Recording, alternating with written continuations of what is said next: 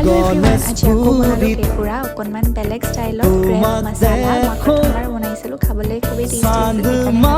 হৈছিল মই ধুনীয়াকৈ ধুই মেলি চাফা কৰি ল'লোঁ আচলতে বইল কৰি ল'লে বেছি ভাল হয় ইয়াৰ যিহেতু গোন্ধটো অকণমান ষ্ট্ৰং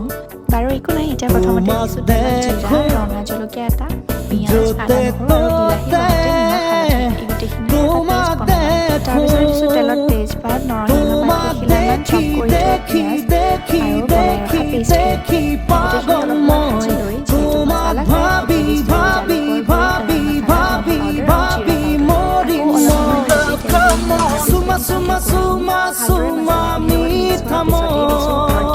নৰসিংহৰ পাত আৰু অকণমান পানী সিজিব আৰু একেবাৰে শেষত দিছোঁ নিমখ